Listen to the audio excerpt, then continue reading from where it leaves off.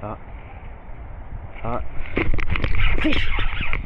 Ouais, ça c'est fiche. Ouais. Putain. Ah, voilà, encore un autre. Vous avez dit Punch Rig. The Raid in USA. Je le fais bien quand même, hein. Ouais, je trouve que je le fais bien. Oula, putain, vers l'œil quoi. Le pauvre. Ah, là, je peux peut-être utiliser la pince. Voilà. Bon, celui-là est plus petit, hein, il fait 32, mais il a mordu quand même. Hein. Allez, casse-toi. Ah, je vais pas te casser. Si, c'est bon. Et voilà, en plein milieu des herbiers.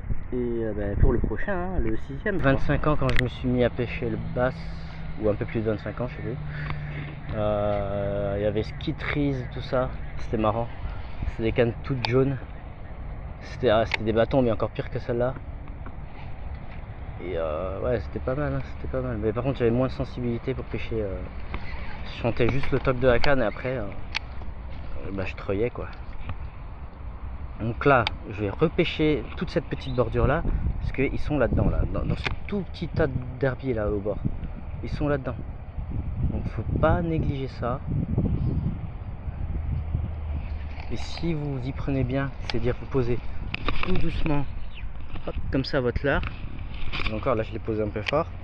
Si vous posez tout doucement et que vous passez vraiment près d'eux, il va exprès venir le chercher dans pas d'eau.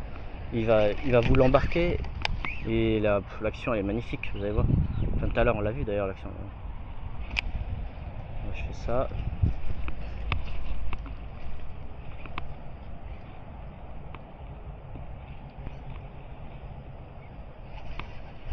Là je fais tout doucement.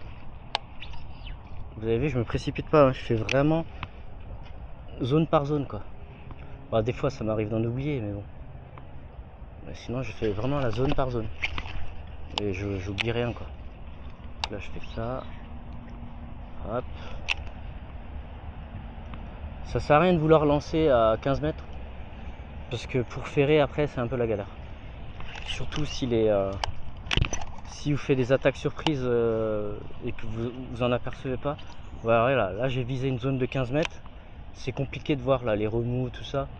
Au-delà de 15 mètres c'est chiant pour voir les remous et les petites vibrations de queue quand ils bougent pour voir votre leurre et tout. C'est compliqué quoi. À part s'il fait des gros remous comme tout à l'heure. Mais bon. Donc c'est mieux de pêcher entre... allez, la zone c'est entre 1 mètre devant vous jusqu'à 10 mètres max. C'est ça la zone pour vous. Au-delà ça sert à rien, c'est pas confortable. Donc là vous voyez je suis à 10 mètres. Je m'amuse pas à lancer plus loin, ça sert à rien. Vous avez bien vu depuis tout à l'heure, j'en ai fait 6 ou 7. J'en ai décroché pas mal d'ailleurs. Donc là je m'amuse à faire ça. Là je laisse tomber au milieu, pareil. C'est toujours pareil, je fais une zone et puis à un moment donné, vu que c'est des couloirs, ils se déplacent, je vais forcément tomber sur un bass et puis voilà. Hein. Il sera attiré par les vibrations dans l'eau et puis il ira choper mon jig, c'est tout. Tout simplement.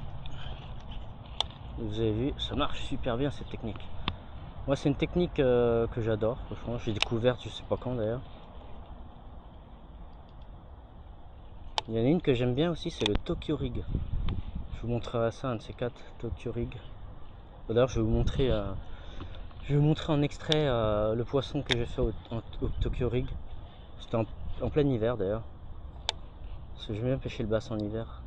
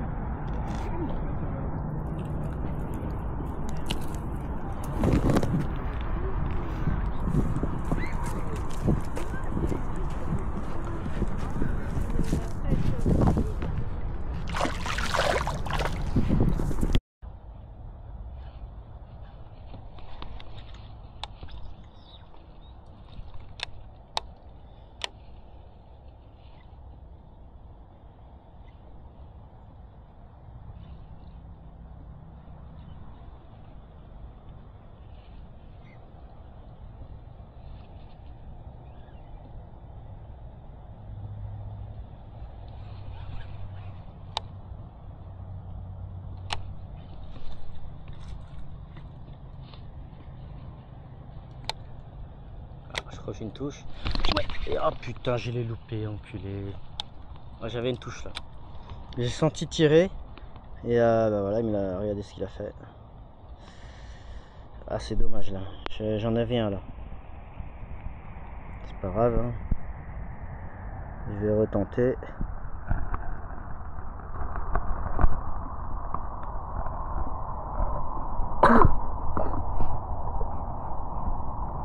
Ah, c'est dommage là. Ah, j'en ai un, tiens un. Ouais, fiche là. Ouais, fiche. Oh putain. Ah bah vous voyez. Bah c'est celui que j'ai loupé. C'est un truc de fou hein. Putain, je venais juste de le louper. Je relance au même endroit. Et bim quoi. Donc ce que je vous disais, punch rig, quand il fait lourd, quand il fait 40 degrés, c'est punch rig les gars. Vous voyez, encore un, ça fait quoi, le 8e basse.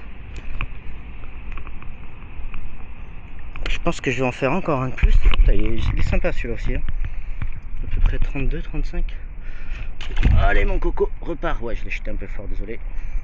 Allez, basse suivant.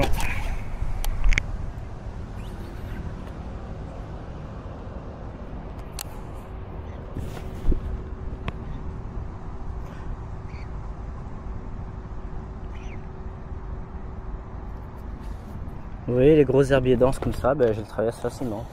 C'est-à-dire je prends mon plomb, je le fais comme ça et hop, avec le poids du plomb, ça fait pas trop de bruit et hop, ça pénètre la couche d'herbier. Et ce qu'on voit pas, c'est que j'ai un fiche au bout. Voilà, genre là j'en ai un. Oh putain, je l'ai décro.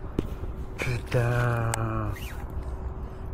Ah putain, j'en avais un. Bon bah j'en avais un. Décroché à cause du tas d'algues. Oh le con, j'en avais un au bout. Ouais, je me suis fait surprendre, j'étais en train de vous expliquer et du coup bah perdu le fiche quoi. C'est pas grave hein. Putain, je l'ai vu tracer en plus là-bas. Je vais recommencer, hein, tant pis hein.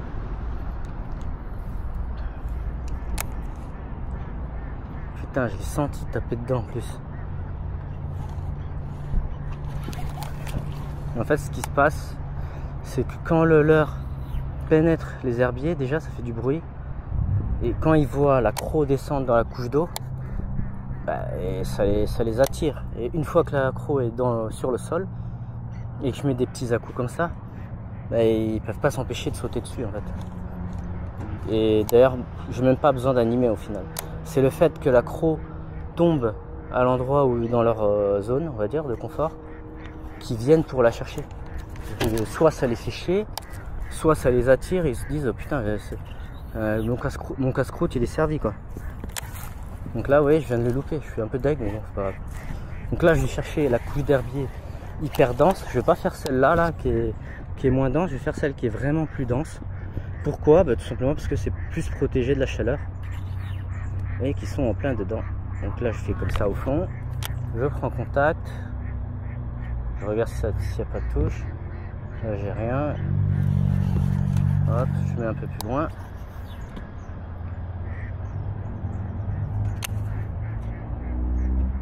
Et puis c'est comme ça hein, qu'on fait les gros basses. C'est pas autrement. Hein. Là j'en ai une, j'ai une touche. Ah, je l'ai loupé. Putain, là j'ai senti tirer. Je sais pas pourquoi il a lâché.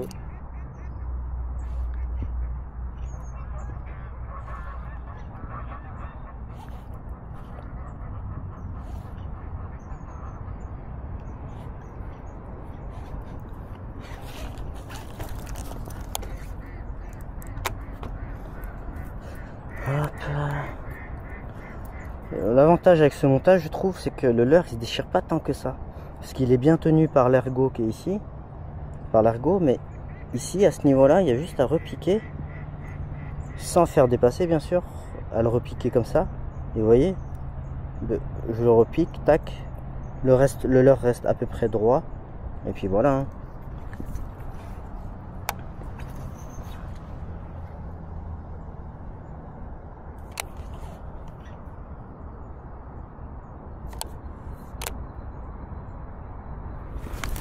Ouais.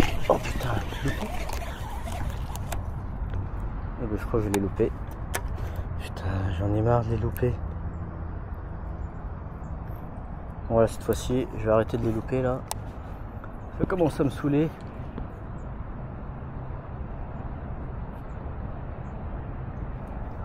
Putain, 2 fois que je loupe quoi.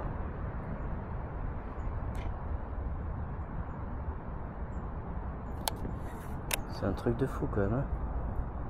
Hein. Touche. Ferrage. Ah putain, je l'ai encore loupé.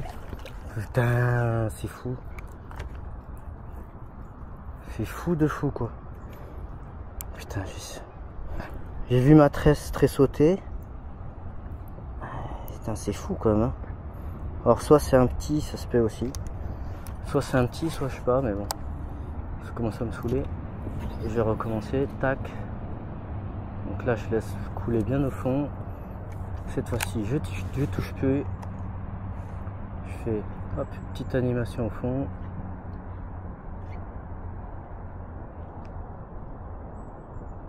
Ah, là j'ai le fiche là. Oh putain, encore décroché. Putain, c'est fou quand même.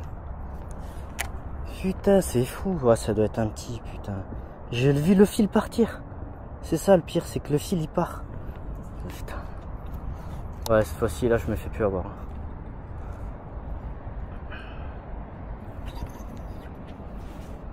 Donc là c'est au fond. Je laisse couler. Cette fois-ci je laisse une pause.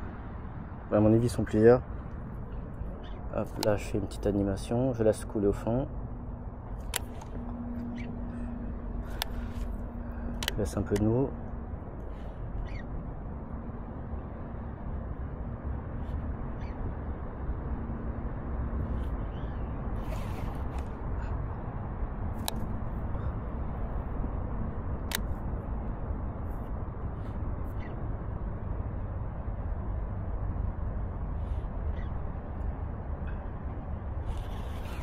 Ouais, c'était un petit à mon avis qui me l'a pris parce que c'est pas possible avec les ferrages de poney que je leur ai mis là, je serais déjà parti.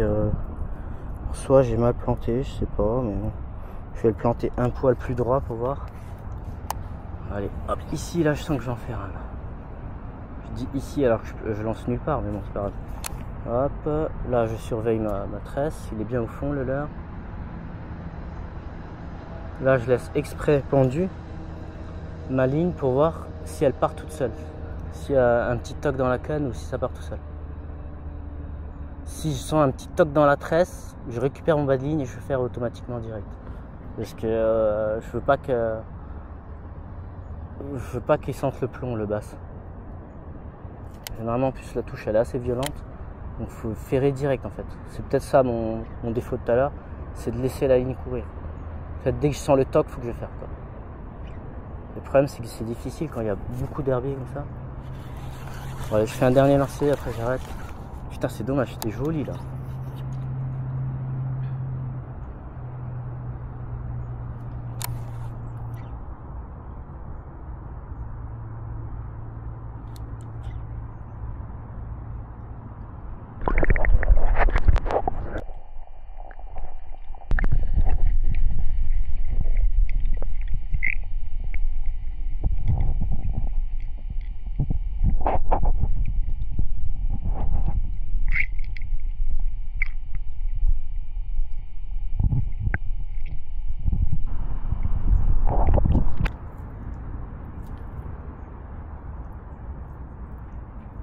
Là c'est bon, il est là, il est au bout. Ah bah il est là. Voilà. Putain, c'est pas trop tôt. Ouh. Oui, ce que je disais. Il y avait bien des basses au bout. C'était pas moi qui fabulais là. Ah, putain, encore un. C'est hyper subtil. Bien. C'est hyper subtil la pêche au punch rig comme ça. Parce qu'il faut vraiment guetter les moindres mouvements du poisson, vous voyez. Encore un joli poisson là. Bah je vais le relâcher. Allez, 9 poissons hein. Allez mon coco, va dans les herbiers. De toute façon tu y étais déjà. Allez, 9 poissons. Bon, je vais essayer un dernier puis on va voir Ils étaient dans cette zone. Bon, il était petit, c'est pour ça que qu'il me loupait 90% des touches. Un petit, il était maillé quoi, mais bon. Bon, je faisais 35 quoi. Alors, hop, on va remettre dedans. Je remets comme ça. Ensuite, je plante. Alors là, il faut bien caler contre l'ergot. Je plante ici, pas trop. Voilà, tac. Comme ça, c'est bien. On plaque bien là. Important, le stop fil ici. C'est peut-être pour ça que je loupe toutes mes touches. C'est qu'en fait, le stop fil, j'ai tellement fait de ferrage que bah, il marche plus trop quoi. Et en fait, quand vous appuyez, ça relève l'hameçon comme ça vers le haut. Donc, à mon avis, il marche plus trop. C'est pour ça. Allez, on essaie une dernière fois. Donc vous avez vu, il faut lancer carrément là où il y a le plus d'herbier quoi. N'hésitez pas à lancer, même si c'est en plein soleil, lancez dedans. Je vous le dis, lancez. Même si vous vous dites ouais c'est en plein soleil, ils sont pas là. Ben non, lancez dedans. Je vous dis qu'ils sont là. Ben, la preuve, hein, regardez. Là il fait encore je sais pas combien, 38 ou je sais plus combien là. Et bien ils sont là. Ils nous attendent les cocos.